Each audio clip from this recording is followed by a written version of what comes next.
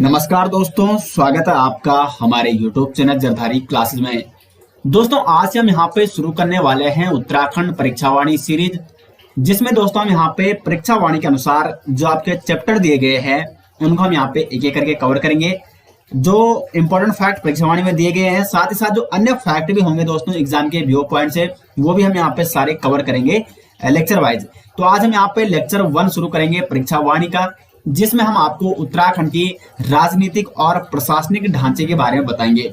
यहाँ पे हम आज एक तो उत्तराखंड राज्य गठन के बारे में बताएंगे, किस प्रकार से उत्तराखंड राज्य का गठन होता है। उसके बाद उत्तराखंड विधानमंडल या विधानसभा के बारे में बताएंगे, न्यायपालिका के बारे में, और उत्तराखंड में पंचायती राज व्यवस्था, ग्रामीण स्तर, नगर पंचायत, ये सारे टॉपिक दोस्तों हम यहाँ पे चर्चा करने वाले हैं। और अंत में हम यहाँ पे चर्चा करेंगे उत्तराखंड राज्य के प्रतीक चिन्ह। तो काफी इंपॉर्टेंट टॉपिक होने वाला है दोस्तों, और लगातार ऐसे हम यहाँ पे प्रत्येक टॉपिक आपको, प्रत्येक चैप्टर आपको परीक्षावाणी का कंप्लीट कराएंगे।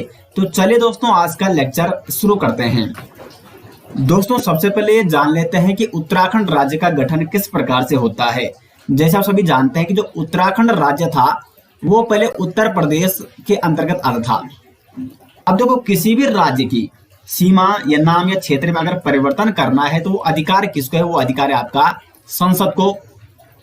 तो संसद के आर्टिकल 3, ये मैंने जब आपको इंडियन पॉलिटी के बारे में बताया था तो उसमें मैंने साफ साफ कहा था कि अनुच्छेद 3 कहता है कि संसद राष्ट्रपति की पूर्वानुमति से भारत के किसी भी राज्य का नाम, सीमा या क्षेत्र में परिवर्तन कर सकता है। तो इसी अनुच्छेद 3 के तहत संसद क्या करता है? उत्तर प्रदेश से एक पृथक उत्तराखंड राज्य का गठन किया जाता है, उत्तर प्रदेश राज्य से। अब देखो, जब उत्तर प्रदेश का क्या करना है, क्षेत्र में परिवर्तन करना है और एक अलग क्षेत्र जिसका नाम क्या रखा जाना है, उत्तरांचल, उस समय उत्तराखंड का नाम रखा जाता है। तो इसके लिए एक विधेयक लाया जाता है, उत्तर प्रदेश पुनर्गठन विधेयक 2000, जिसका उद्देश्य क्या था? उत्तर प्रदेश से एक पृथक राज्य उत्तराखंड का गठन करना। अब जो उत्तर प्रदेश पुनर्गठन विधेयक लाया जाता है, उत्तर प्रदेश पुनर्गठन विधेयक 2000, तो दोस्तों ये लोकसभा में लाया जाता है 27 जुलाई 2000 को, लेकिन लोकसभा में ये पारित कब होता है? 1 अगस्त 2000 को। ठीक है, उत्तर प्रदेश पुनर्गठन विधेयक 2000 लोकसभा में पारित कब हुआ? 1 अगस्त 2000 को। और उसके बाद जाता है ये राज्यसभा में, और राज्यसभा में ये पारित होता है 10 अगस्त 2000 को। अब उसके बाद इसको राष्ट्रपति की मंजूरी जो दी जाती है वो दी जाती है 28 अगस्त 2000 को। इस समय दोस्तों राष्ट्रपति कौन थे? मोस्ट इंपॉर्टेंट क्वेश्चन बन सकता है। तो इस समय जो राष्ट्रपति थे दोस्तों वो थे KR नारायण। तो राष्ट्रपति KR नारायण द्वारा दोस्तों उत्तर प्रदेश पुनर्गठन विधेयक 2000 को मंजूरी कब दी गई? 28 अगस्त 2000 को। और उसके बाद 9 नवंबर 2000 को उत्तरांचल का गठन होता है। अब देखो, जब उत्तराखंड का गठन होता है तो उस समय इसका नाम क्या था? उत्तरांचल। लेकिन उत्तरांचल का नाम उत्तराखंड कब पड़ता है? 1 जनवरी 2007 को। ठीक है, 1 जनवरी 2007 को उत्तरांचल का नाम क्या रखा जाता है? उत्तराखंड रखा जाता है। अब देखो, जब उत्तरांचल का गठन हुआ या उत्तराखंड का गठन हुआ तो उस समय प्रधानमंत्री कौन थे? तो वो थे अटल बिहारी वाजपेयी। ठीक है, ये भी आपको नोट करना है। अटल बिहारी वाजपेयी इस समय क्या थे दोस्तों? प्रधानमंत्री थे। और राष्ट्रपति कौन थे? KR नारायण। तो ये आपको समझ में आ गया कि उत्तर प्रदेश पुनर्गठन विधेयक किस प्रकार से लाया जाता है, किस प्रकार से लोकसभा, राज्यसभा और अंत में इसको राष्ट्रपति की मंजूरी मिलती है। और फिर उसके बाद उत्तरांचल का गठन होता है 9 नवंबर 2000 को, और 1 जनवरी 2007 को इसका नाम क्या रखा जाता है? उत्तराखंड रखा जाता है। अब दोस्तों उत्तरांचल या उत्तराखंड का गठन तो हो गया, लेकिन यहाँ पे सरकार तो बनानी पड़ेगी। लेकिन जब भी कहीं पे दोस्तों कोई क्रांति उत्पन्न होती है तो वहां पे एकदम से सरकार नहीं बन सकती है। एकदम से वहां पे जो चुनाव कराना वो पॉसिबल नहीं होता है, निर्वाचन कराना पॉसिबल नहीं होता है। तो इसलिए दोस्तों वहां पे एक अस्थाई सरकार, ठीक है, किसका गठन किया जाता है? अस्थाई सरकार का, या जिसे हम कहते हैं अंतरिम सरकार। ठीक है, तो उत्तराखंड में जब उत्तराखंड का गठन होता है तो यहाँ पे एक अंतरिम सरकार का गठन किया जाता है, अंतरिम विधानसभा का गठन किया जाता है। आप सभी जानते हैं, देखो विधानसभा का उल्लेख संविधान के कौन से आर्टिकल में है इंडियन पॉलिटी में दोस्तों? इसके बारे में मैंने आपको डिटेल्स में बता रखा है।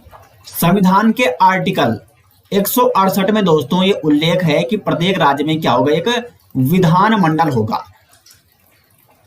विधानमंडल, अब देखो विधानमंडल के दो सदन होते हैं, कौन कौन से? एक होता है विधानसभा और एक होता है विधान परिषद। ठीक है, तो दो सदन होते हैं, विधानसभा और विधान परिषद। अब जो विधान परिषद है ये सिर्फ कुछ राज्यों में है, लेकिन विधानसभा लगभग सभी राज्यों में है। तो जब उत्तर प्रदेश राज्य के अंतर्गत उत्तराखंड आता था, तो उत्तर प्रदेश में जैसे आप सभी जानते हैं कि विधानसभा भी है और विधान परिषद भी है। लेकिन जब उत्तराखंड राज्य एक पृथक राज्य बनता है, यहाँ पे जब अंतरिम विधानसभा का गठन किया जाता है, ठीक है, क्योंकि उत्तराखंड में सिर्फ विधानसभा है। उत्तराखंड का जो सदन है वो है एक सदनात्मक, ठीक है, एक सदनात्मक विधानमंडल। यहाँ पे एक सदनात्मक का मतलब होता है यहाँ पे सिर्फ विधानमंडल का एक ही सदन है, और वो कौन सा सदन है दोस्तों? वो है आपका विधानसभा। ठीक है, तो अंतरिम सरकार का गठन क्यों किया जाता है? क्योंकि जब कहीं पे अचानक किसी क्रांति के कारण या किसी नए राज्य का गठन होता है और वहां पे एकदम से चुनाव कराना पॉसिबल नहीं होता है, तो वहां पे शासन व्यवस्था बनाए रखने के लिए दोस्तों कुछ समय के लिए एक अस्थायी सरकार या अंतरिम सरकार का गठन किया जाता है। और उत्तराखंड में इसी फलस्वरूप 9 नवंबर 2000 को एक अंतरिम विधानसभा या अंतरिम सरकार का गठन किया जाता है। ये जो अंतरिम विधानसभा ये कब से कब तक चलती है? 9 नवंबर 2000 से लेकर 14 फरवरी 2002 तक।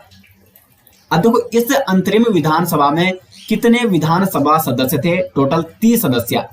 30 सदस्य कैसे थे? तो देखो जब उत्तर प्रदेश में उत्तराखंड था, ठीक है, उत्तर प्रदेश में था उत्तराखंड यहाँ पे, तो यहाँ पे जो इस क्षेत्र के जो विधायक थे वो इसमें सम्मिलित किए गए।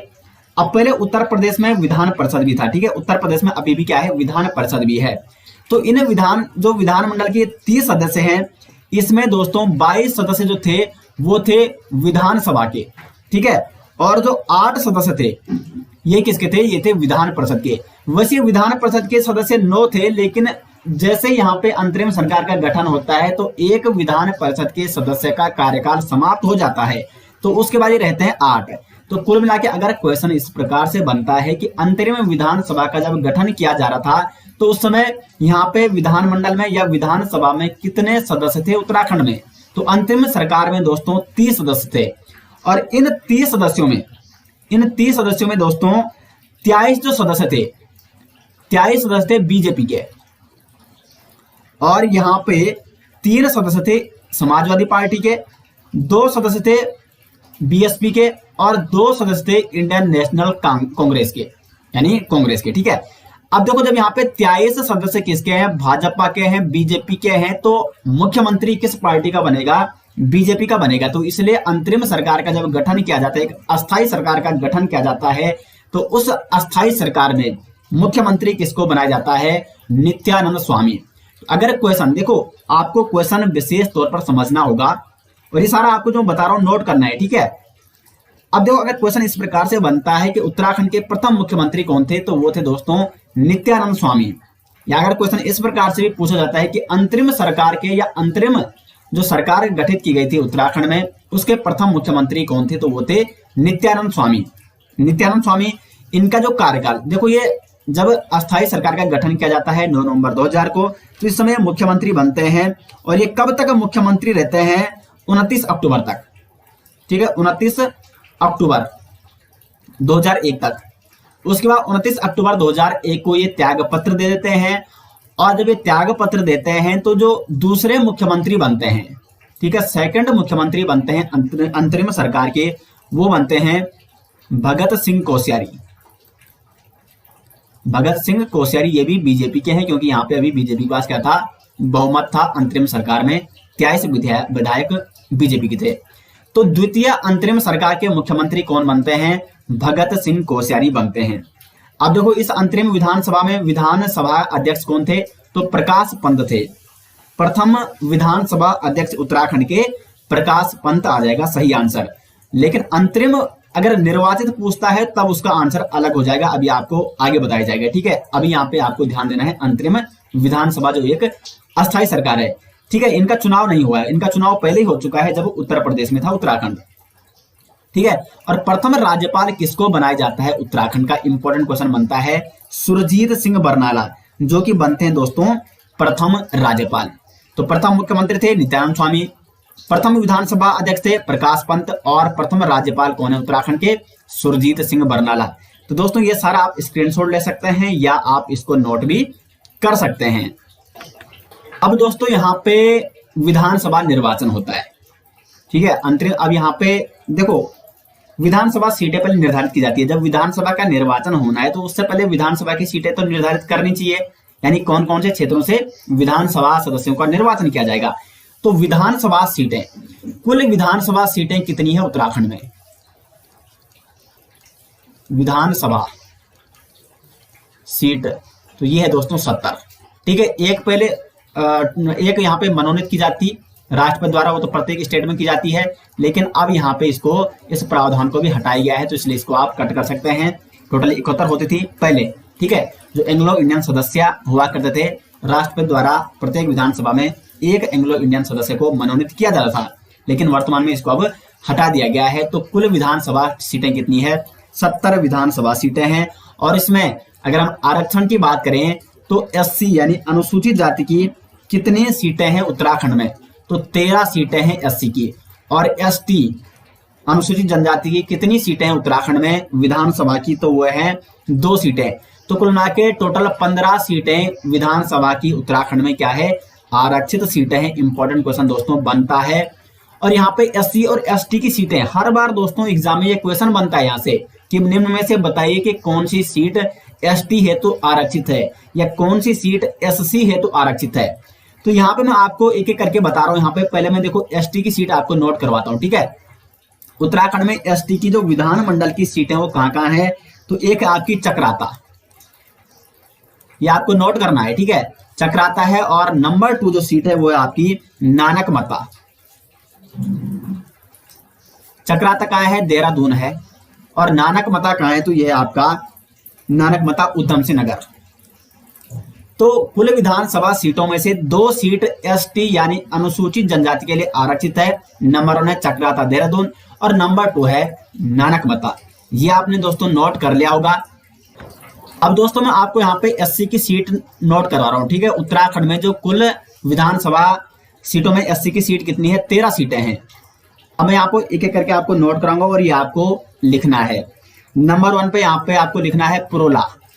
पुरोला कहाँ है, उत्तरकाशी है। नंबर 2 पे आपको लिखना है घनसाली। घनसाली कहाँ है, तो ये आपकी टिहरी गढ़वाल में एससी है तो आरक्षित सीट है। ये सारी सीटें क्या है, एससी है तो आरक्षित है। नंबर 3 पे आ जाएगा थराली।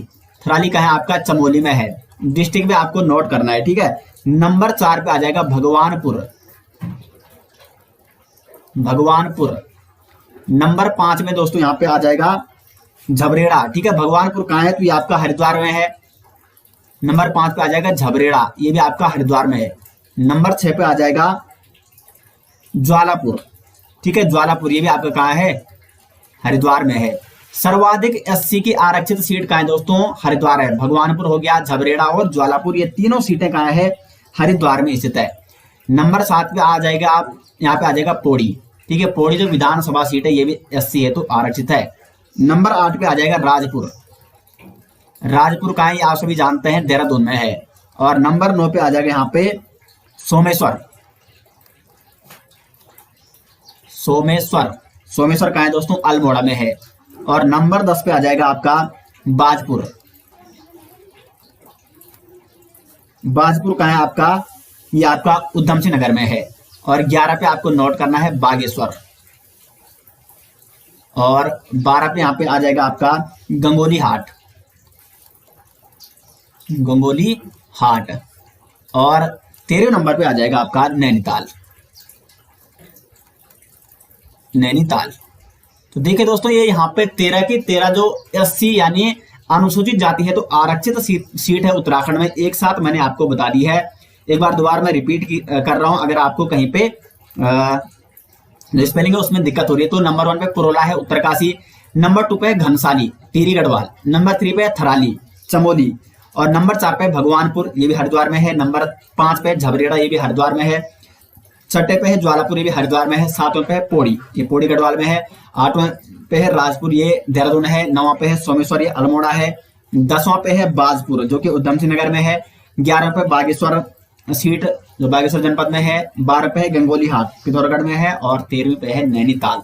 तो ये 13 सीटें दोस्तों क्या है, एससी हेतु आरक्षित है। तो देखो यहाँ पे जब विधानसभा का निर्वाचन होगा तो अब इन सीटों पे क्या होना है, विधानसभा का निर्वाचन होना है। अब हम बात करते हैं जो प्रथम निर्वाचित विधानसभा है। प्रथम निर्वाचित विधानसभा का जो चुनाव होता है, देखो अब जनता द्वारा चुने जाने हैं। तो प्रथम जो चुनाव होता है 14 फरवरी 2002 को होता है। और ये 14 फरवरी 2002 को जब चुनाव होता है तो इसमें मतदान जो पड़ता है वो पड़ता है दोस्तों 54.34 यानी 34%। ठीक है, 54.34% मतदान होता है उत्तराखंड में।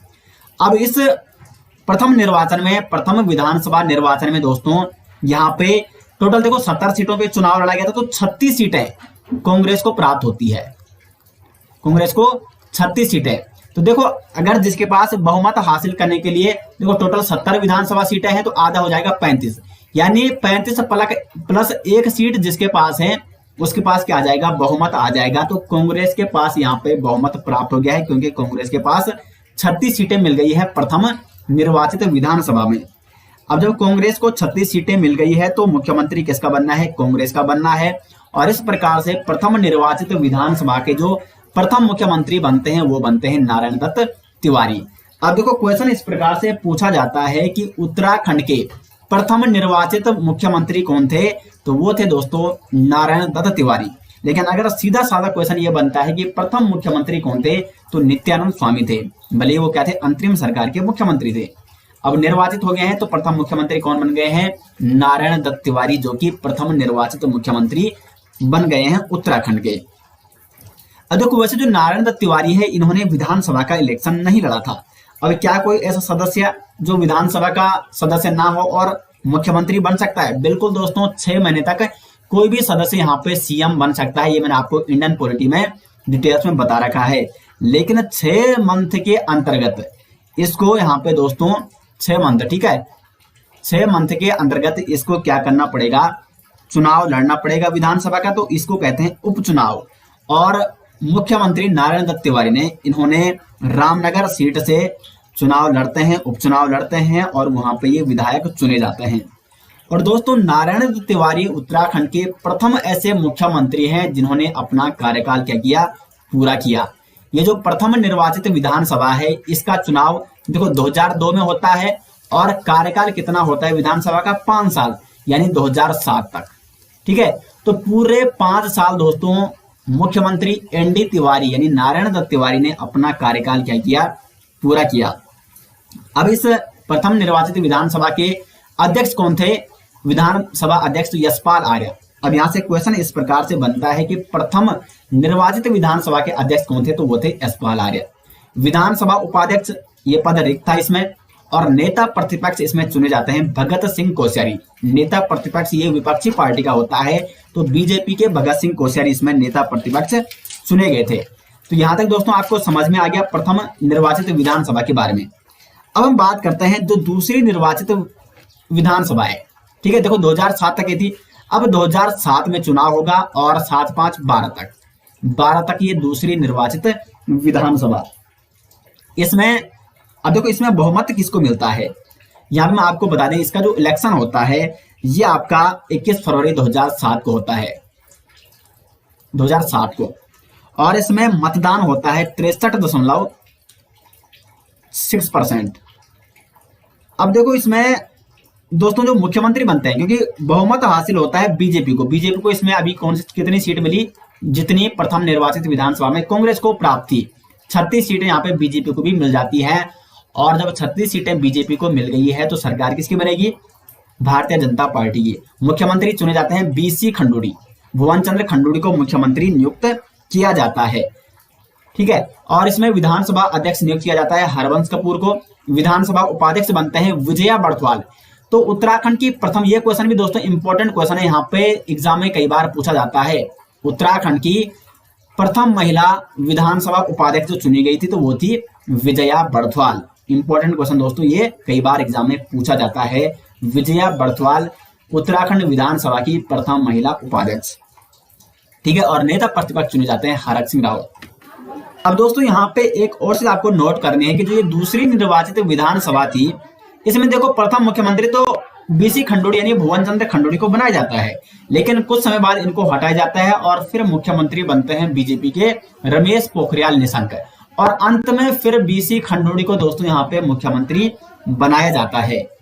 तो देखो वैसे आपको ये डेट नोट करने की जरूरत नहीं है कि कब, ये तो आपको बुक में ही मिल जाएगा कि कब कौन मुख्यमंत्री था, डेट नहीं पूछी जाती, लेकिन अगर क्रम पूछा गया मुख्यमंत्रियों का तो ये इंपॉर्टेंट हो सकता है। निर्वाचित प्रथम मुख्यमंत्री नरेंद्र तिवारी, दूसरे बन गए बीसी खंडूड़ी, तीसरे बन गए दूसरी निर्वाचित विधानसभा में ही रमेश पोखरियाल निशंक, और फिर बन गए हैं बीसी खंडूड़ी यानी भुवन चंद्र खंडूड़ी। तो मतलब प्रथम निर्वाचित विधानसभा के बाद अब तक दोस्तों जो ये भी विधानसभा थी वर्तमान में, यहां पर भी कोई भी ऐसा मुख्यमंत्री नहीं हुआ है जिसने अपना कार्यकाल पूरा किया है। केवल प्रथम निर्वाचित विधानसभा में एनडी तिवारी, नरेंद्र तिवारी ने अपना कार्यकाल पूरा किया है, और ये बड़ा ही दुर्भाग्य है दोस्तों उत्तराखंड का, क्योंकि देखो मतलब स्टेबल कब होती सरकार, एक मुख्यमंत्री शुरू से लेकर अंत तक चलता हुआ आ रहा है। अब देखो दूसरी निर्वाचित विधानसभा में भी यहाँ पे 2 बार मुख्यमंत्री चेंज किए जाते हैं, पहले भुवन चंद्र खंडूड़ी, फिर रमेश पोखरियाल निशंक, और फिर यहाँ पे बीसी खंडूड़ी। ठीक है, तो दूसरी निर्वाचित विधानसभा के बारे में इतना आपको नोट करना है, और उम्मीद करते हैं यहाँ तक आपको अच्छे से समझ में आ रहा है। और दोस्तों अगर आपको समझ में आ रहा है अच्छे से तो कमेंट बॉक्स में दोस्तों जरूर राय दीजिए, और इसी प्रकार से हम लगातार प्रत्येक चैप्टर को डिटेल्स में आपको बताएंगे परीक्षा वाणी में जो चैप्टर आपके दिए गए हैं। अब आता है यहाँ पे तृतीय निर्वाचित विधानसभा। तो जो तृतीय निर्वाचित विधानसभा है इसके मुख्यमंत्री कौन चुने जाते हैं। देखो तृतीय निर्वाचित विधानसभा का जो इलेक्शन होता है 2012 में, ठीक है, 2012 में 30 जनवरी 2012 को ये होता है, और इसमें सबसे ज्यादा मतदान जो पड़ता है 67.70%। अगर इस प्रकार से क्वेश्चन बनता है कि कौन सी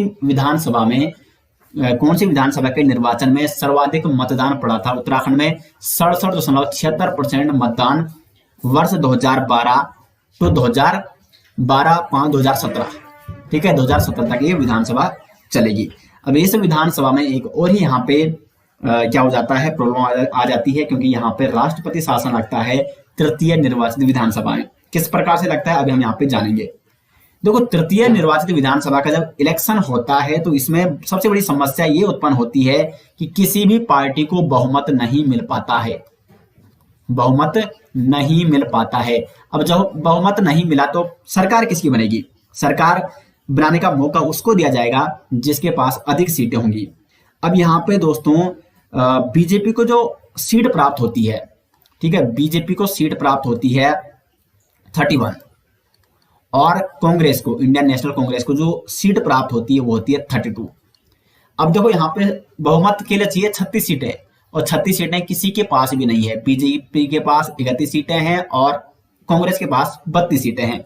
अब कांग्रेस को यहाँ पे मौका दिया जाता है कि वो सरकार बनाए, तो कांग्रेस क्या करती है, जो अन्य निर्दलीय क्या होते हैं, निर्दलीय सदस्य होते हैं विधानसभा के जो निर्वाचित होकर आए हैं, या अन्य पार्टियों के सदस्य हैं जो निर्वाचित होकर आए हैं, उनके साथ क्या कर देती है, गठबंधन कर देती है, और इस प्रकार से प्लस 4 अन्य सदस्यों से क्या करती है, गठबंधन करती है, और टोटल यहाँ पे 36 सदस्य कांग्रेस के हो जाते हैं, और 36 सदस्य पे क्या होता है, बहुमत हासिल हो जाता है। तो इसलिए यहाँ पे तृतीय निर्वाचित विधानसभा में दोस्तों मुख्यमंत्री किसका बनेगा, कांग्रेस का बनेगा।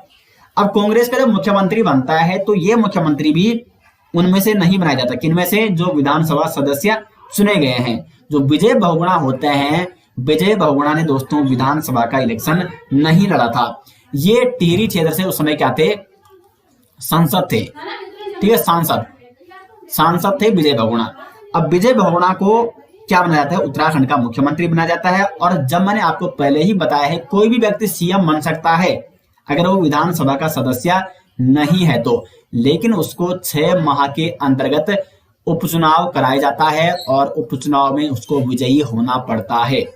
तो विजय बहुगुणा को भी यहाँ पे 6 माह के अंतर्गत विधानसभा का सदस्य बनाया गया। लेकिन दोस्तों यहाँ पे भी एक और प्रॉब्लम हो गई। प्रॉब्लम ये हुई कि विजय बहुगुणा को भी हटाया जाता है, और उसके बाद जो नेक्स्ट मुख्यमंत्री बनते हैं इसी तृतीय निर्वाचित विधानसभा में हरीश रावत, ठीक है, तो हरीश रावत मुख्यमंत्री बन जाते हैं। जब हरीश रावत मुख्यमंत्री बनते हैं तो ये बनते हैं 2014 से, ठीक है, क्योंकि 2012 से लेकर 14 तक तो विजय बहुगुणा रहते हैं और 2014 में ये मुख्यमंत्री बनते हैं हरीश रावत। और इन्हीं के काल में दोस्तों, हरीश रावत के काल में क्या होता है, राष्ट्रपति शासन लगता है। अब यहाँ पे राष्ट्रपति शासन की डेट पूछी जाती है, ठीक है, ये आपको विशेष तौर पर नोट करना है। राष्ट्रपति शासन कब लगता है उत्तराखंड में, तो ये लगता है दोस्तों 27 मार्च,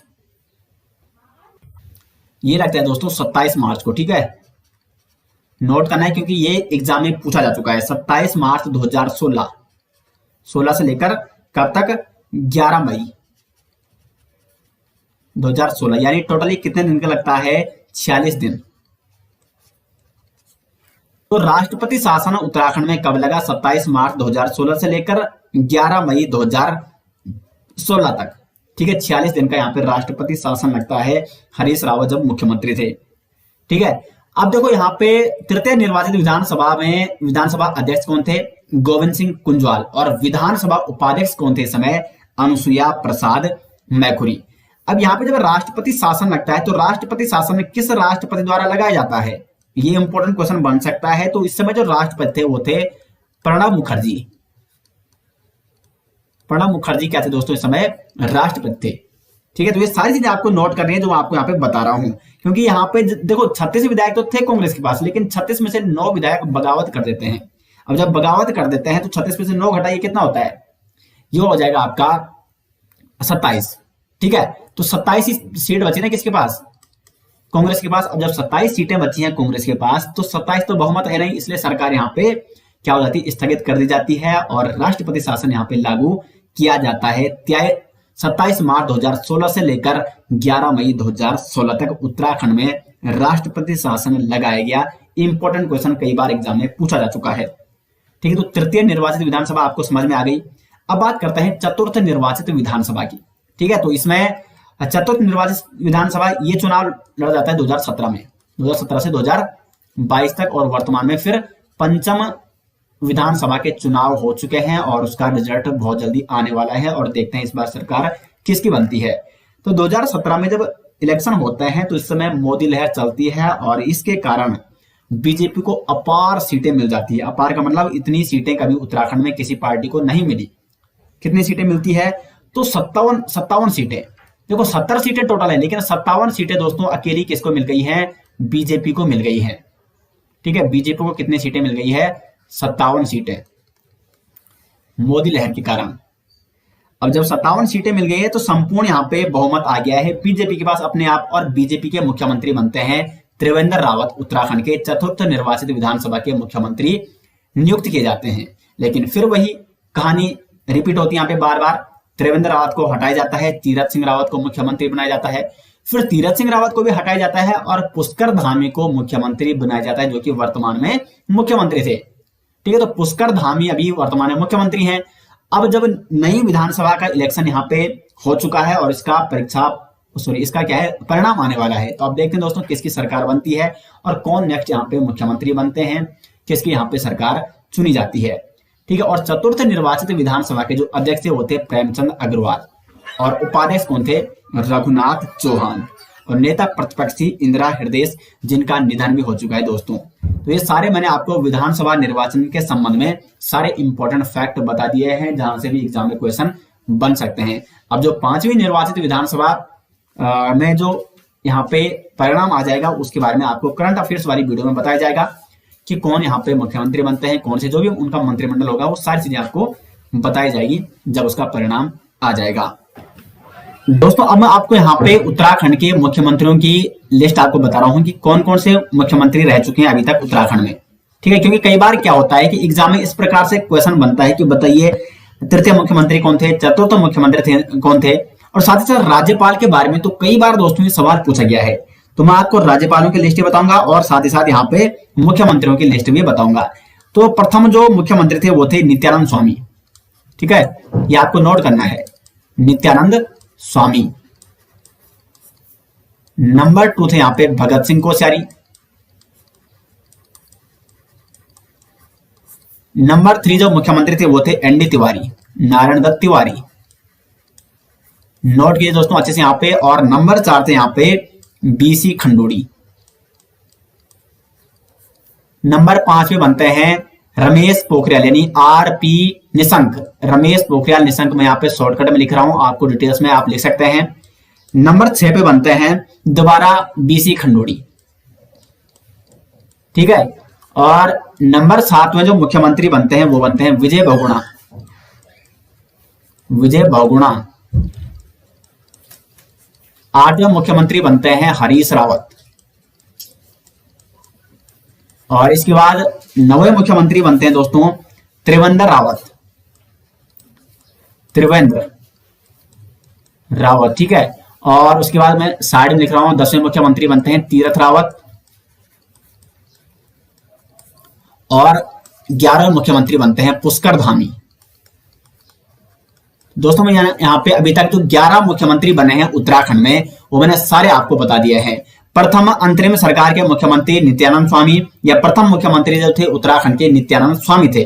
दूसरे जो अंतरिम सरकार के मुख्यमंत्री थे वो थे भगत सिंह कोश्यारी।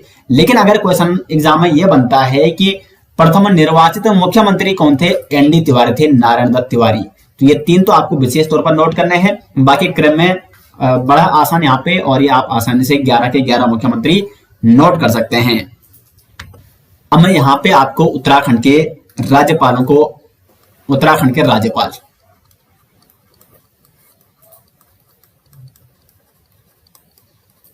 देखो दोस्तों राज्यपालों के बारे में कई बार एग्जाम में क्वेश्चन बन चुका है कि बताइए कि कौन सा राज्यपाल का कौन सा क्रम है, ठीक है। ये आपको विशेष तौर पर नोट करना है क्योंकि 2 या 3 बार क्वेश्चन ये बन चुका है।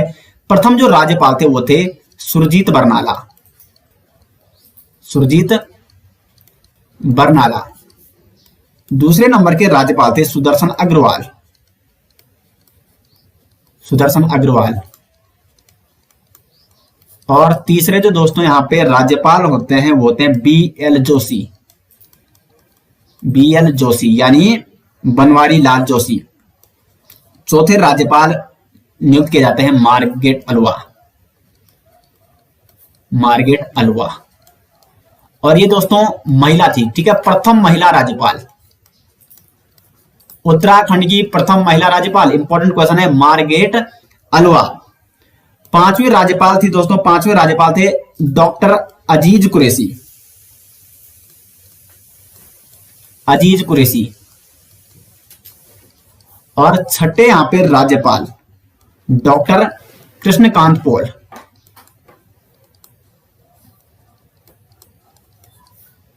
7वीं यहां पे राज्यपाल थी बेबी रानी मौर्य, ठीक है,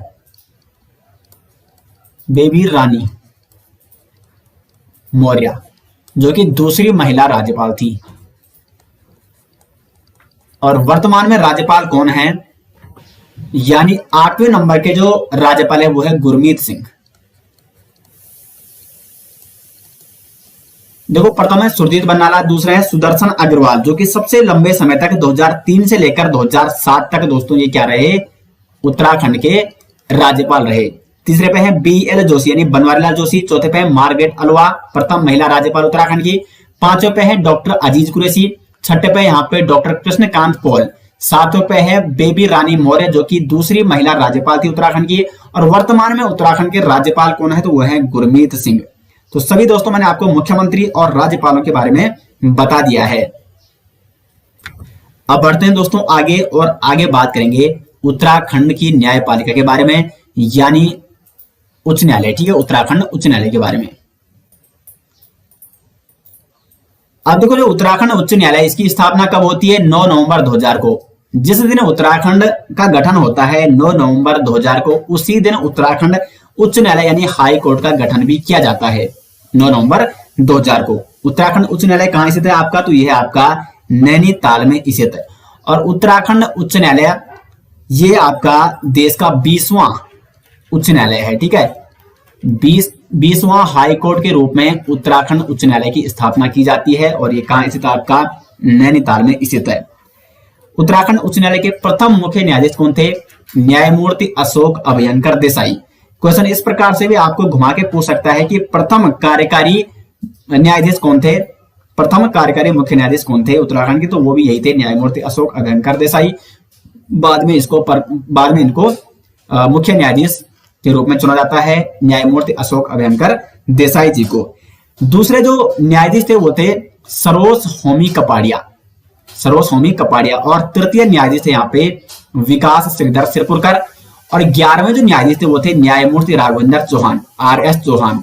और वर्तमान में न्यायाधीश कौन है, मुख्य न्यायाधीश, ठीक है, न्यायमूर्ति संजय कुमार मिश्रा। लेकिन दोस्तों ये कार्यकारी न्यायाधीश हैं, कार्यकारी मुख्य न्यायाधीश हैं न्यायमूर्ति संजय कुमार मिश्रा। इसलिए मैंने यहाँ पे 12वां नहीं लिखा क्योंकि ये कार्यकारी है, और जब यहाँ पे मुख्य न्यायाधीश चुने जाएंगे तो वो होंगे 12वें। अभी ये जो वर्तमान में है न्यायमूर्ति संजय कुमार मिश्रा, ये कार्यकारी मुख्य न्यायाधीश हैं, ठीक है। तो ये आपको विशेष तौर पर नोट करना है। अब यहाँ पे बात ये आती है कि न्यायाधीशों की संख्या कितनी है उत्तराखंड उच्च न्यायालय में, ठीक है, न्यायाधीशों की संख्या। तो वैसे अगर हम हाईकोर्ट की बात करें तो ऐसा कोई उल्लेख नहीं मिलता है कि न्यायाधीशों की संख्या कितनी होनी चाहिए। लेकिन अगर हम उत्तराखंड में बात करें तो जब इसका क्या होता है, न्यायालय की स्थापना होती है तो 2000, ठीक है, 2000 में कितने थे, 2000 में 7, ठीक है, 2000 तक कितने थे न्यायाधीशों की संख्या, कुल 7 थी, एक मुख्य न्यायाधीश और 6 अन्य न्यायाधीश। 2003 में इसको बढ़ाकर किया गया 9, ठीक है। और वर्तमान में अगर हम बात करें तो 9 तो न्यायाधीश हैं, इसमें एक मुख्य न्यायाधीश हैं और 8 अन्य न्यायाधीश हैं, प्लस 2 दोस्तों क्या है यहाँ पे अतिरिक्त न्यायाधीश हैं, ठीक है। टोटल 11 हैं, लेकिन जो स्थायी वाले हैं वो है स्थायी 9 और 2 क्या है यहाँ पे अतिरिक्त न्यायाधीश हैं। ये आपको विशेष तौर पर नोट करना है वर्तमान में। अब बात आती है कि जो उच्च न्यायालय है, जो न्यायपालिका है उत्तराखंड की न्यायपालिका या न्यायालय भवन कौन है, ये है यहाँ पे, आप यहाँ पे इमेज में देख सकते हैं। इस भवन का जो निर्माण कराया गया दोस्तों वो किसके द्वारा कराया गया था, इंपॉर्टेंट क्वेश्चन बनता है, और ये कराया गया था सर संटोनी मैकडोनाल्ड। एग्जाम में पूछा जा चुका है कई बार, इसलिए इंपॉर्टेंट फैक्ट है। जो न्यायालय भवन है नैनीताल में उसका निर्माण सर संटोनी मैकडोनाल्ड द्वारा कराया गया था। और इसके जो डिजाइनर थे, अगर डिजाइनर के बारे में क्वेश्चन पूछा जाता है तो वो कौन थे, तो वो थे Frederick William Stevens, Frederick William Stevens, ठीक है। तो निर्माण सर संटोनी मैकडोनाल्ड और डिजाइनर कौन थे, फ्रेडरिक विलियम स्टीवन। ये आपको विशेष तौर पर नोट करना है। अब दोस्तों मैं यहाँ पे आपको कुछ इंपॉर्टेंट फैक्ट बताने वाला हूं उत्तराखंड के न्यायाधीशों के संबंध में।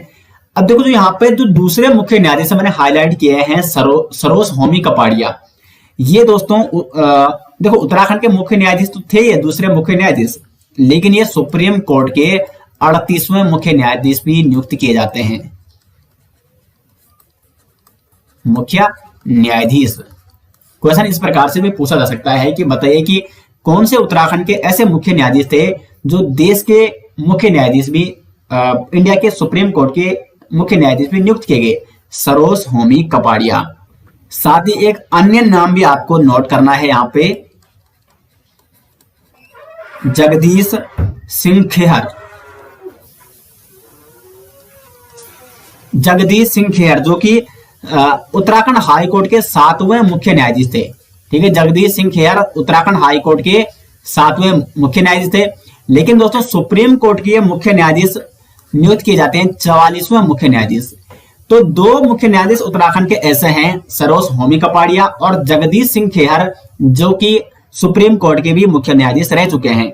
सरोज होमी कपाड़िया सुप्रीम कोर्ट के 38वें मुख्य न्यायाधीश थे, जबकि जगदीश सिंह खेहर ये उत्तराखंड हाई कोर्ट के 7वें मुख्य न्यायाधीश थे और सुप्रीम कोर्ट के ये 44वें मुख्य न्यायाधीश नियुक्त किए जाते हैं। 2017 में ये सुप्रीम कोर्ट के न्यायाधीश बनते हैं। तो ये 2 इंपॉर्टेंट फैक्ट दोस्तों आपको नोट करना है। एक और फैक्ट दोस्तों आपको यहाँ पे नोट करना है, देखो ये परीक्षा वाणी में नहीं है, लेकिन मेरा उद्देश्य है आपको जो भी एग्जाम के व्यू पॉइंट से इंपॉर्टेंट फैक्ट वो आपको बताया जाएगा, ठीक है। परीक्षा वाणी में जो टॉपिक है वो तो आपको बताई जाएंगे, लेकिन उनके संबंध में जो अन्य टॉपिक हैं वो भी आपको डिटेल्स में दोस्तों यहाँ पे मैं बताने की कोशिश करूंगा। तो न्यायमूर्ति प्रफुल्ल चंद्र, न्यायमूर्ति प्रफुल्ल चंद्र पंत। ये नाम आपको नोट करना है। क्यों नोट करना है अभी आपको बताऊंगा। न्यायमूर्ति प्रफुल्ल चंद्र ये उत्तराखंड हाई कोर्ट के न्यायाधीश बनते हैं 2004 में। ठीक है, मुख्य न्यायाधीश नहीं, न्यायाधीश। मुख्य न्यायाधीश तो एक होता है और अन्य न्यायाधीश जो होते हैं, तो उत्तराखंड हाई कोर्ट के न्यायाधीश बनते हैं 2004 में। उसके बाद दोस्तों ये मेघालय हाई कोर्ट के मुख्य न्यायाधीश बनते हैं। मेघालय हाई कोर्ट के मुख्य न्यायाधीश बनते हैं और कब बनते हैं, तो ये बनते हैं सितंबर 2013 में। और उसके बाद दोस्तों 2014 में ये सुप्रीम कोर्ट के न्यायाधीश बनते हैं। सुप्रीम कोर्ट के क्या बनते हैं, न्यायाधीश बनते हैं सर्वोच्च न्यायालय के 2014 में। और इंपॉर्टेंट फैक्ट आपको मैं यहां पे अभी बता रहा हूं, ये है कि 25 अप्रैल 2021 को ये एनएचआरसी यानी राष्ट्रीय मानवाधिकार आयोग के कार्यकारी अध्यक्ष चुने जाते हैं। तो देखो एनएचआरसी के अध्यक्ष। अब देखो क्वेश्चन में कई प्रकार से घुमा के पूछ सकता है कि उत्तराखंड के ऐसे कौन से न्यायाधीश हैं जो हाई कोर्ट में न्यायाधीश रह चुके हैं। मेघालय में मुख्य न्यायाधीश बने 2013 में, तो वो थे न्यायमूर्ति प्रफुल्ल चंद्र पंत। साथ ही साथ ये 2014 में सुप्रीम कोर्ट के न्यायाधीश भी बने थे। और साथ ही साथ 25 अप्रैल 2021 को एनएचआरसी यानी राष्ट्रीय मानवाधिकार आयोग के कार्यकारी अध्यक्ष इनको चुना गया था। करंट अफेयर्स की व्यू पॉइंट से इंपॉर्टेंट फैक्ट है, क्योंकि जो यूकेट अगर हम यूकेट के करंट अफेयर्स आप देखते होंगे तो पिछले 2 या 3 सालों के पूछता है। तो ये करंट अफेयर्स के व्यू पॉइंट से दोस्तों इंपॉर्टेंट पॉइंट है। एनएचआरसी के ये कार्यकारी अध्यक्ष नियुक्त किए गए 25 अप्रैल 2021 को, और इनका नाम क्या है आपका, न्यायमूर्ति प्रफुल्ल चंद्र पंत। ठीक है, तो ये सारे फैक्ट दोस्तों आपको विशेष तौर पर नोट करने हैं। तो दोस्तों उम्मीद करते हैं कि न्यायपालिका के बारे में आपको अच्छे से यहाँ पे समझ में आ गया होगा। बाकी सभी जो न्यायाधीशों की लिस्ट वो आपको कहीं भी मिल जाएगी, लेकिन सारे इंपॉर्टेंट नहीं है। जो इंपॉर्टेंट न्यायाधीश थे वो मैंने आपको यहाँ पे बता दिए हैं, जहां से एग्जाम में क्वेश्चन बन सकते हैं। अब एक और चीज आपको नोट करनी है कि उत्तराखंड उच्च न्यायालय के प्रथम रजिस्ट्रार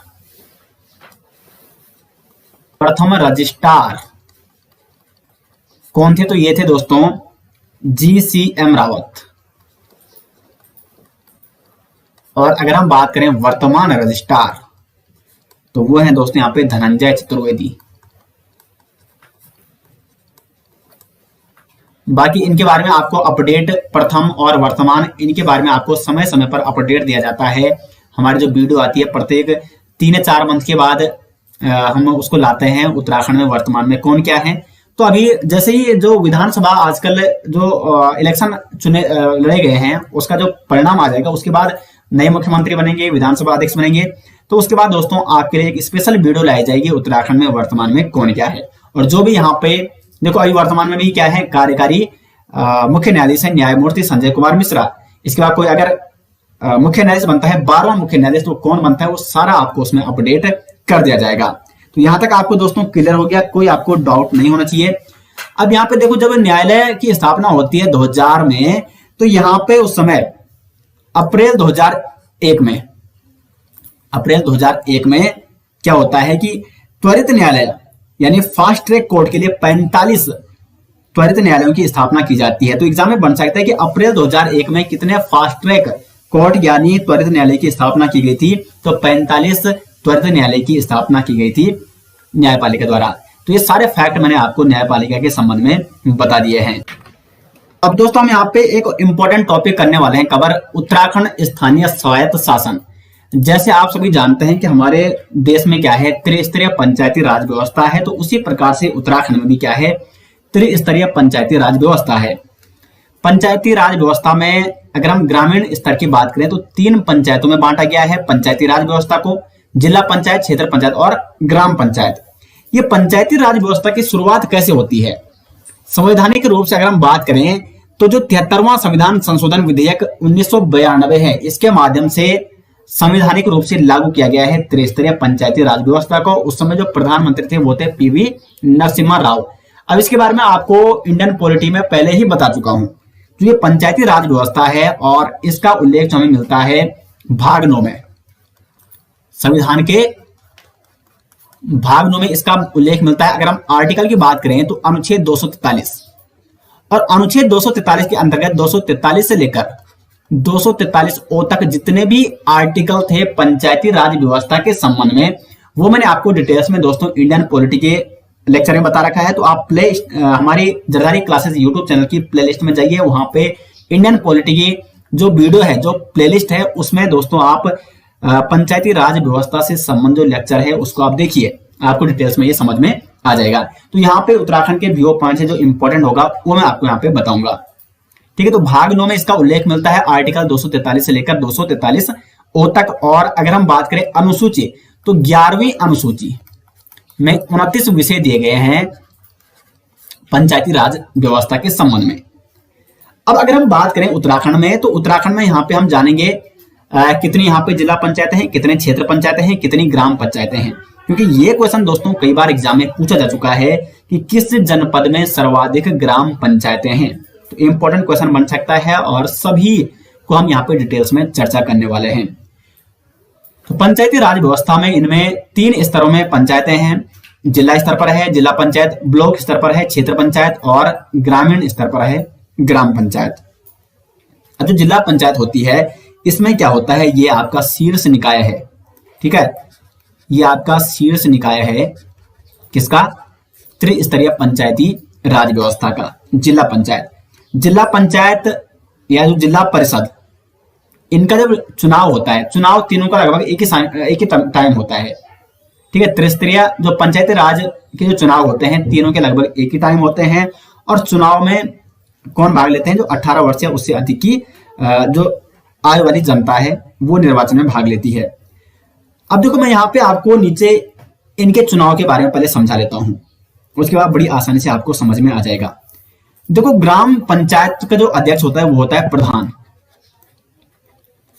चलो यहां पे मैं लिख देता हूं। ठीक है, ग्राम पंचायत का अध्यक्ष कौन होता है, प्रधान होता है। प्रधान का जो चुनाव होता है वो प्रत्यक्ष रूप से होता है, प्रत्यक्ष निर्वाचन। अब मैं यहाँ पे प्रधान के चुनाव को प्रत्यक्ष निर्वाचन क्यों कह रहा हूं, इसलिए क्योंकि जब आपके गांव में, आपकी ग्राम पंचायत में प्रधान का चुनाव होता है, तो माना अगर 2 कैंडिडेट उठे हैं, ठीक है 2, तो उनमें से आपको किसी एक को मत देना होता है। यानी आपने डायरेक्ट प्रधान को मत डाला है, यानी प्रत्यक्ष रूप से उसमें निर्वाचन आपने किया है। प्रत्यक्ष निर्वाचन उसे कहते हैं जब जनता स्वयं वोट डालती है। तो जनता ने प्रधान को वोट डाला और प्रधान प्रत्यक्ष रूप से ये निर्वाचित किया गया है। उसके बाद अगर हम बात करें, और प्रधान के साथ साथ यहाँ पे क्या होते हैं, वार्ड मेंबर भी होते हैं 5 से लेकर, ठीक है, न्यूनतम 5 और अधिकतम 15, ये क्या होते हैं, वार्ड मेंबर भी होते हैं। अगर हम उसके बाद करें यहाँ पे क्षेत्र पंचायत की बात, तो क्षेत्र पंचायत का जो, यानी देखो ये ब्लॉक स्तर पर होती है, तो क्षेत्र पंचायत का जो अध्यक्ष होता है, ब्लॉक स्तर पर होगा तो ये होगा ब्लॉक प्रमुख। अब आपने कभी सुना है कि आपने डायरेक्ट ब्लॉक प्रमुख को वोट डाला है? बिल्कुल नहीं, क्योंकि दोस्तों जो क्षेत्र पंचायत सदस्य होते हैं इनको आप वोट डालते हैं। ठीक है, क्षेत्र पंचायत जो सदस्य होते हैं इनको आप क्या करते हैं, मतदान करते हैं, वोट डालते हैं। और कई क्षेत्र पंचायत कई क्षेत्र पंचायतें सीटें होती हैं कहाँ, किसमें, एक क्षेत्र पंचायत में, यानी एक ब्लॉक में। और एक ब्लॉक में जितने भी क्षेत्र पंचायत सदस्य होंगे, ये क्षेत्र पंचायत सदस्य जब निर्वाचित होकर आते हैं तो अपने में से एक अध्यक्ष चुनते हैं, जिसे हम कहते हैं ब्लॉक प्रमुख। ठीक है, और साथ ही साथ एक उपाध्यक्ष भी चुनते हैं, जिसे कहते हैं उप प्रमुख, ब्लॉक उप प्रमुख। तो यानी ब्लॉक प्रमुख और ब्लॉक उप प्रमुख, यानी जो क्षेत्र पंचायत के अध्यक्ष और उपाध्यक्ष हैं, इनका चुनाव, इनको किसने चुना, क्षेत्र पंचायत सदस्यों ने। क्षेत्र पंचायत सदस्यों को तो जनता ने चुना, यानी इनका तो क्या होता है, प्रत्यक्ष निर्वाचन होता है। लेकिन दोस्तों इसका और इनका ये क्या होता है, अप्रत्यक्ष निर्वाचन होता है, यानी इनको जनता ने नहीं चुना है, जबकि जनता द्वारा चुने गए क्षेत्र पंचायत सदस्यों ने इनको अपने में से चुना है।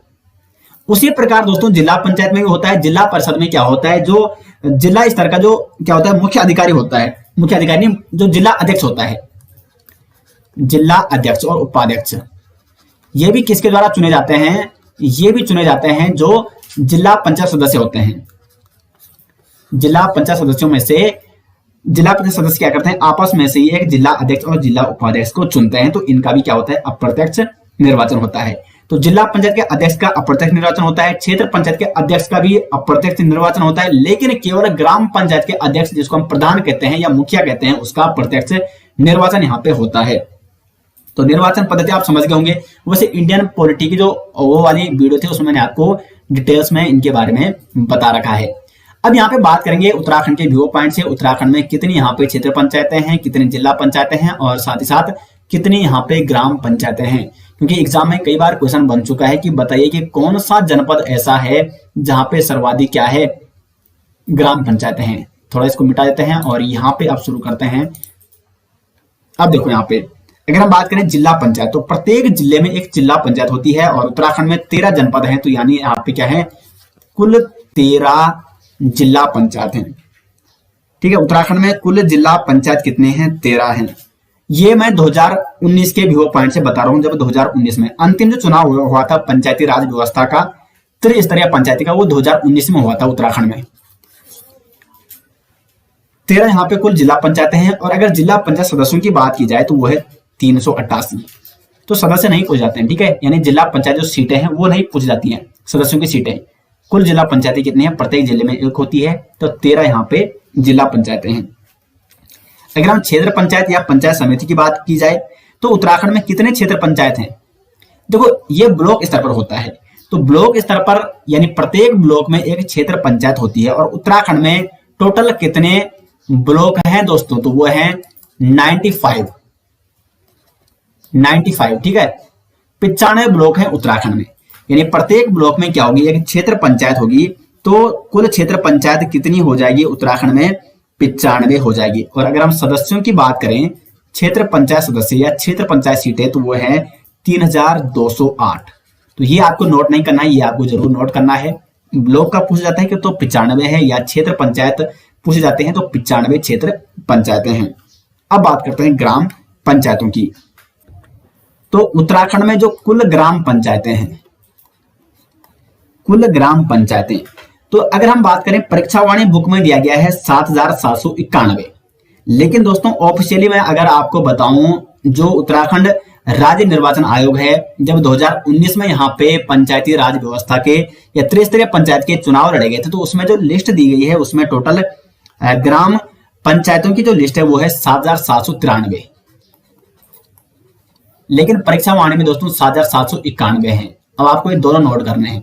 वैसे इस प्रकार के क्वेश्चन पूछे नहीं जाते हैं, अगर पूछे भी जाते हैं और कहीं पे डाउट है तो वो क्वेश्चन क्या हो जाता है, डिलीट हो जाता है, उसके बोनस अंक सभी को मिलते हैं। लेकिन ऑफिशियली जो संख्या है वो है 7793। ये आपको विशेष तौर पर नोट करनी है।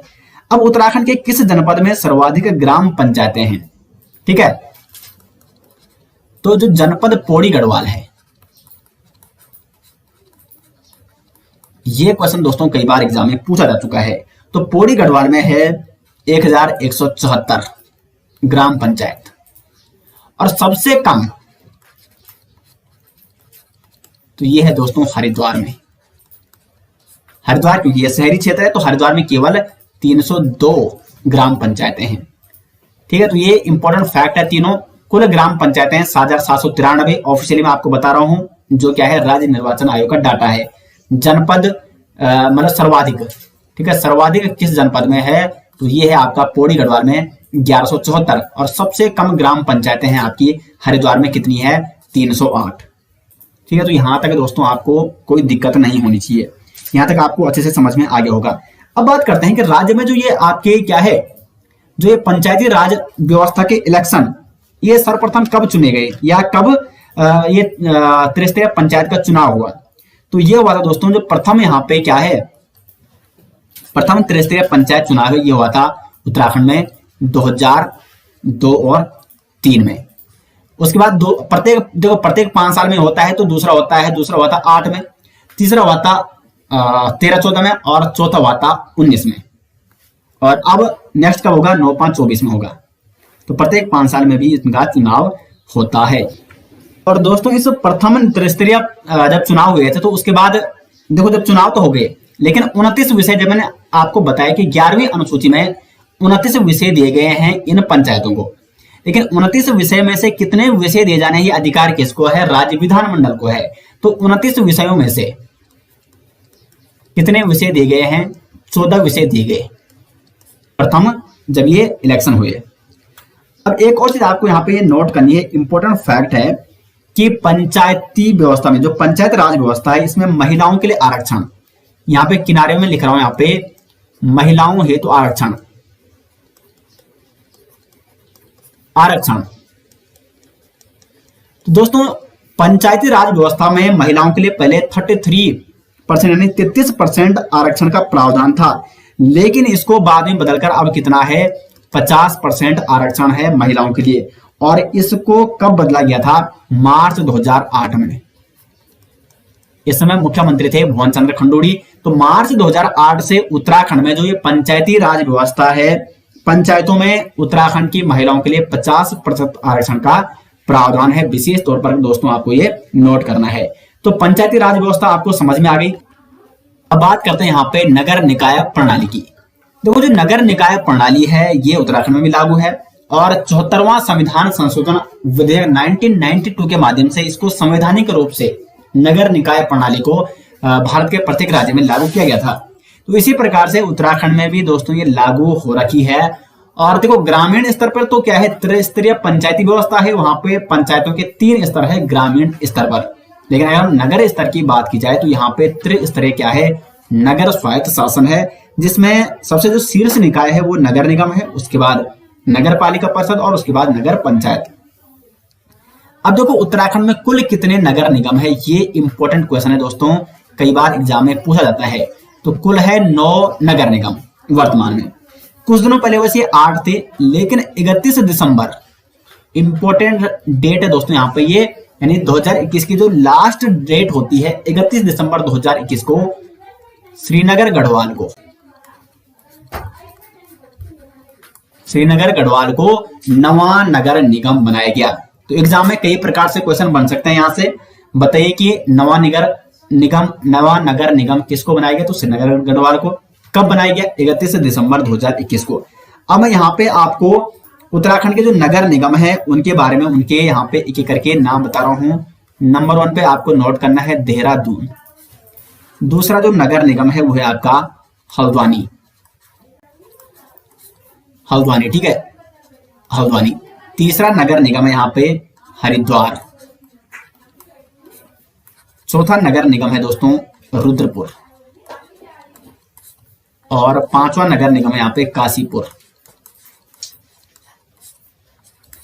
छठा हो जाएगा यहाँ पे रुड़की।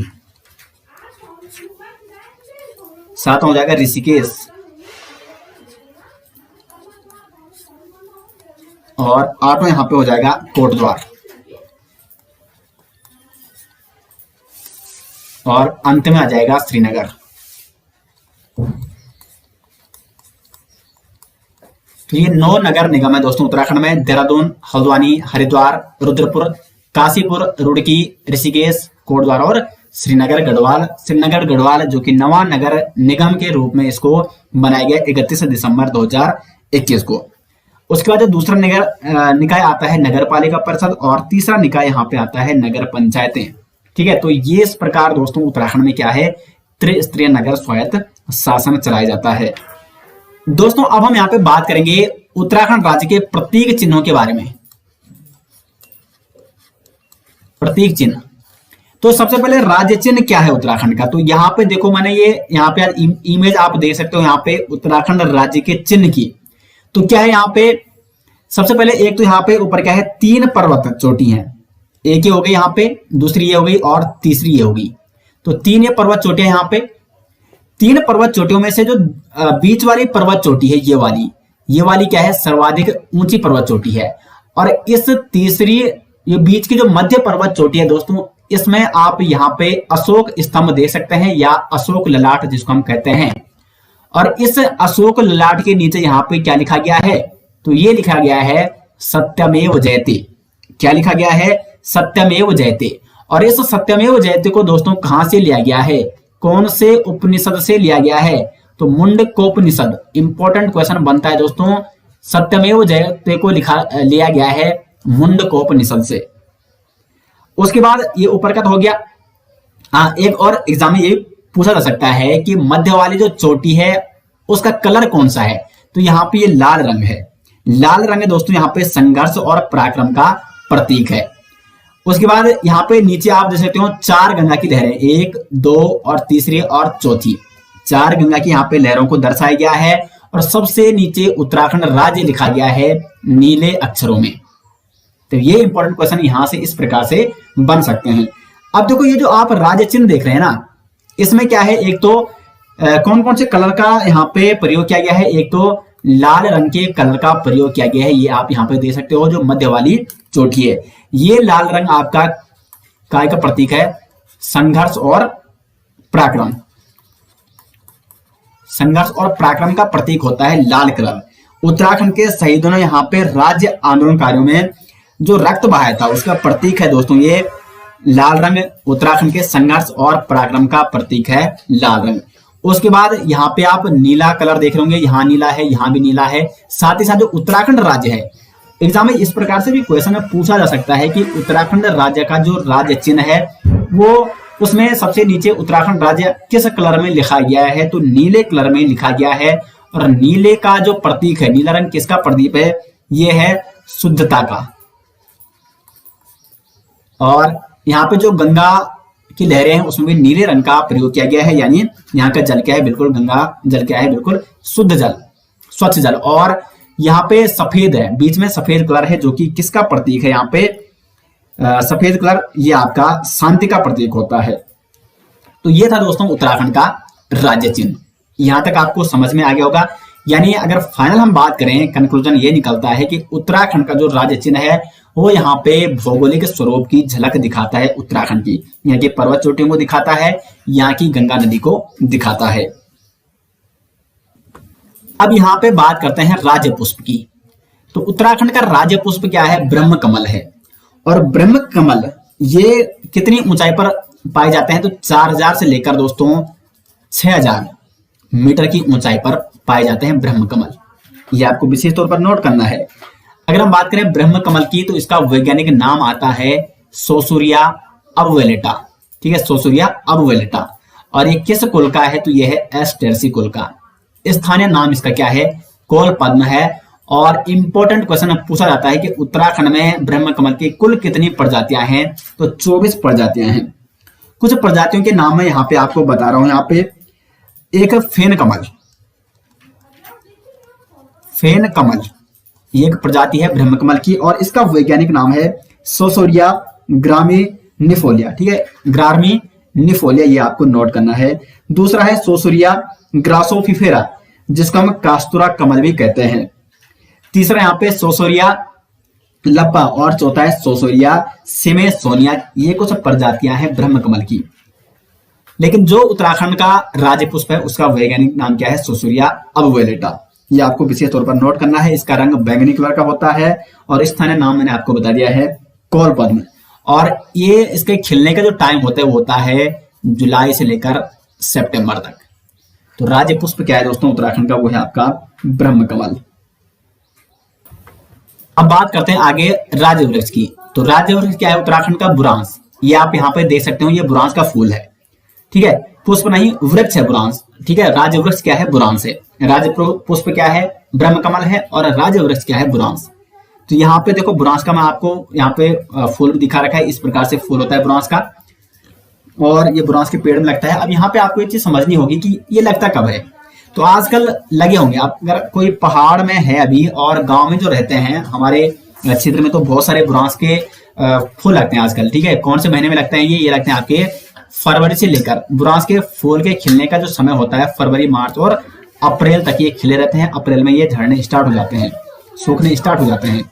मार्च में तो दोस्तों यहाँ पे मार्च का जो महीना होता है उसमें बिल्कुल लाल लाल और काफी अच्छे यहाँ पे बुरांस के फूल खिलने लग जाते हैं। उत्तराखंड में हमारे गांव के आसपास भी ये बुरांस के फूल देखने को मिलते हैं। अब देखो कितनी ऊंचाई पर पाए जाते हैं, तो लगभग 1500 से लेकर 4000 मीटर की ऊंचाई पर पाए जाते हैं बुरांस के वृक्ष। फूलों का रंग लाल होता है, हल्का हल्का लाल और गाढ़ा लाल। ये आप देख सकते हो, ये बिल्कुल क्या है, हल्का लाल और गाढ़ा लाल है। यहाँ पे गाढ़ा लाल है, ठीक है, कुछ हल्के लाल होते हैं। और लेकिन यहाँ पे आपको एक और चीज नोट करनी होगी, जो 11,000 फीट 11,000 फीट की जो ऊंचाई पर पाए जाते हैं बुरांस के फूल, वो सफेद कलर के होते हैं। यानी जो 11,000 फीट की ऊंचाई पर बुरांस के वृक्ष पाए जाते हैं, जो राज्य वृक्ष है उत्तराखंड का, उनमें जो फूल लगते हैं बुरांस के वो सफेद कलर के होते हैं। फूल खिलने का समय फरवरी से अप्रैल, और इसके औषधीय गुण भी है महत्वपूर्ण। एक तो ये हृदय रोग हेतु लाभकारी होता है, साथ साथ डायबिटीज के लिए फायदेमंद होता है। अब इसका वैज्ञानिक नाम क्या है, तो वो है रोडोडेंड्रोन आर्बोरियम। ये कई बार एग्जाम में पूछा जाता है, रोडोडेंड्रोन आर्बोरियम, और इसका कुल है एरिकेसई। कुल क्या है, एरिकेसई, और फूल लगने का समय मैंने आपको बता दिया है फरवरी टू अप्रैल। साथ ही हिमाचल प्रदेश और नागालैंड का ये राज्य पुष्प है बुरांस, और नेपाल का भी ये राष्ट्रीय पुष्प है बुरांस। लेकिन उत्तराखंड का क्या है, ये राज्य वृक्ष है। उत्तराखंड में मतलब ये वृक्ष अधिकांश देखने को मिलते हैं। कई क्षेत्रों में तो ऐसा होता है कि बिल्कुल वहां पे बुरांस के ही वृक्ष देखने को मिलते हैं। कई जंगल हमारे तरह ऐसे हैं कि वहां पे बिल्कुल अगर नीचे तक देखा जाए तो पूरे क्या है दोस्तों, बुरांस के वृक्ष वहां पे देखने को मिलते हैं। तो काफी ज्यादा मात्रा में ये वृक्ष देखने को मिलते हैं, तो इसलिए राज्य वृक्ष की उसमें चिन्ह के रूप में इसको प्रयोग किया जाता है। उसके बाद दोस्तों यहाँ पे राज्य पक्षी की बात करें तो मोनाल। यहाँ पे आप इमेज में देख सकते हो कितना प्यारा पक्षी है यहाँ पे मोनाल, और जो कि देखो उत्तराखंड की सुंदरता का एक प्रतीक है। उत्तराखंड स्वयं में एक क्या है, सुंदर यहाँ पे राज्य है, और यहाँ पे इसकी प्रकृति का सुरम्य देख के यहाँ पे बहुत सारे पर्यटक भी आप लगातार आते रहते हैं दोस्तों उत्तराखंड में, यहाँ की पहाड़ियां देखने।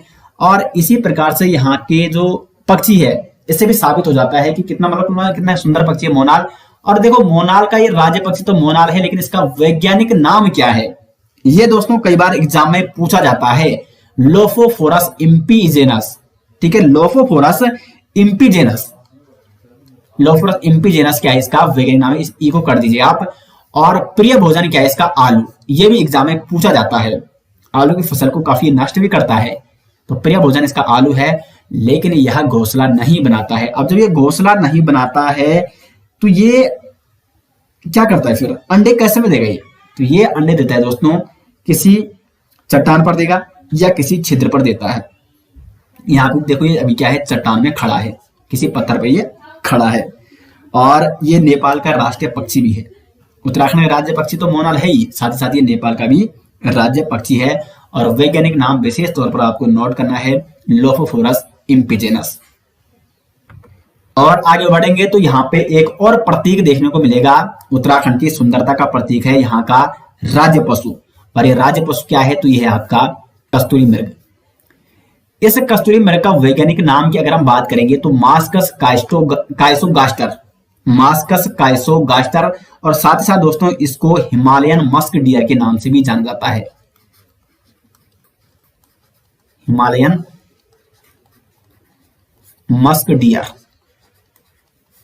हिमालयन मस्क डियर किसका नाम है, मास्कस काइसोगास्टर यानी कस्तूरी मृग का नाम है। अगर हम बात करें इसकी स्थिति की तो ये लगभग यहाँ पे 3600 से लेकर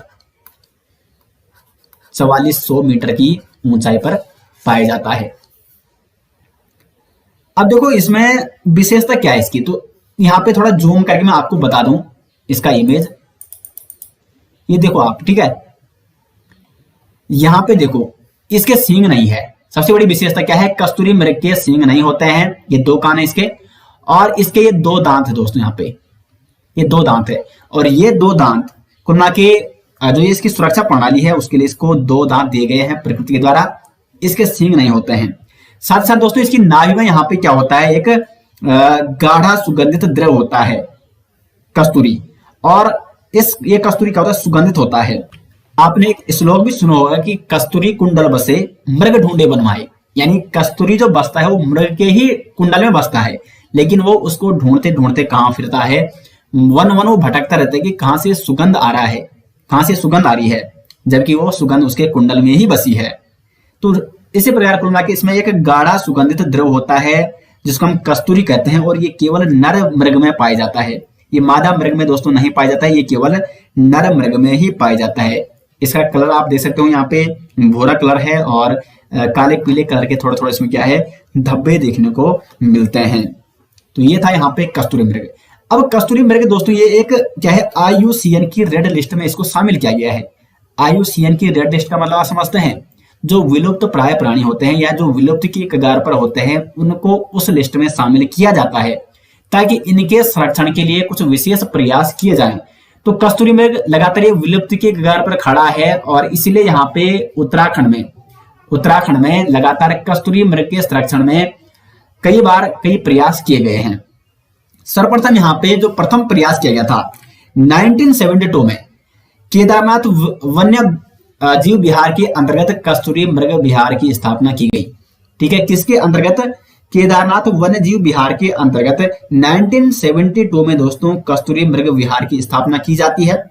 उसके बाद 1977 में, इसको थोड़ा छोटा कर लेते हैं, 1977 में महुरगढ़ी कस्तूरी मृग अनुसंधान संस्थान की स्थापना की जाती है। उसके बाद 1982 में कस्तूरी मृग प्रजनन और संरक्षण केंद्र की स्थापना की जाती है। कहां की जाती है? ये चमोली के कांचुला खर्क में। चमोली के कांचुला खर्क में 1982 में कस्तूरी मृग प्रजनन और संरक्षण केंद्र की स्थापना की जाती है। 1986 में अस्कोट अभ्यारण्य की स्थापना की जाती है। कहा आपका? पिथौरागढ़ में है। और सर्वाधिक अगर हम कस्तूरी मृगों की बात करें, विशेषकर ये जो अभ्यारण्य यहाँ पे स्थापित किया गया है पिथौरागढ़ में 1986 में अस्कोट अभ्यारण्य, ये विशेषकर कस्तूरी मृग के लिए ही है। यहाँ पे अधिकांशतः कस्तूरी मृग पाए जाते हैं। तो ये लगातार यहाँ पे क्या है, विलुप्त की कगार पर था। अब विलुप्त की कगार का कारण क्या है? एक तो इसमें कस्तूरी पाई जाती है और इसलिए लोगों ने इसका अत्यधिक शिकार किया। अब जब नर का अत्यधिक शिकार हो जाएगा तो फिर यहाँ पे इनकी इनका वंश आगे कैसे बढ़ेगा, इनकी संख्या कैसे बढ़ेगी आगे। तो इसलिए दोस्तों इसको सुरक्षित करने की यहाँ पे अति आवश्यकता है, क्योंकि ये विलुप्त होने के कगार पर है और इतना यहाँ पे सुंदर पशु है जो कि उत्तराखंड की सुंदरता का क्या है, प्रतीक है। अब बढ़ते हैं दोस्तों आगे, और एक और सुंदरता का प्रतीक है उत्तराखंड का, वो है आपकी यहाँ पे राज्य तितली। उत्तराखंड की राज्य तितली कौन है? Common peacock. देखो कितनी सुंदर तितली यहाँ पे, और इमेज के माध्यम से आपको यहाँ पे समझ में आ जाएगा। नाम क्या है? Common peacock. इसका वैज्ञानिक नाम की बात करें तो पेपिलियो बाइनर। और कॉमन पिकॉक को राज्य तितली कब घोषित किया गया? इंपॉर्टेंट क्वेश्चन बन सकता है। 7 नवंबर 2016 को यहाँ पे कॉमन पिकॉक को राज्य तितली घोषित किया गया उत्तराखंड की। ये तितली अपना जो जीवन यापन करती है या जो अंडे देती है वो देती है टिमुर या तिमुर जिसको कहते हैं। टिमरू का अगर हम गढ़वाली की बात करें तो गढ़वाली में सीधे इसको टिमरू का पेड़ कहा जाता है, टिमरू का झाड़ी कहा जाता है। तो टिमरू के पेड़ पर ही क्या कर देती है, अपने अंडे देती है और अपना जीवन यापन करती है। और साथ ही साथ 1996 में दोस्तों भारतवर्ष की सबसे सुंदर तितली के रूप में इसने लिम्का बुक में अपना रिकॉर्ड भी कराया था, अपना नाम। 1996 में ये भारत की सबसे सुंदर तितली के नाम से लिम्का बुक ऑफ रिकॉर्ड में अपना नाम दर्ज करा चुकी है। तो कॉमन पिकॉक राज्य क्या है? यहाँ पे राज्य तितली है। तो दोस्तों यहाँ पे समाप्त हो जाता है आपका आज का लेक्चर। उम्मीद करते हैं आपको यहाँ पे वीडियो पसंद आई और काफी अच्छे तरीके से दोस्तों, काफी डिटेल से मैंने आपको हर टॉपिक यहाँ पे एक्सप्लेन करने की कोशिश की है। तो अगर आपको दोस्तों यहाँ पे ये टॉपिक पसंद आया तो कमेंट बॉक्स में अपनी राय जरूर दें, और वीडियो के बारे में, वीडियो कैसी लगी आपको, राय जरूर दें। वीडियो को लाइक और शेयर जरूर करें। मिलते हैं दोस्तों नेक्स्ट, तब तक के लिए धन्यवाद।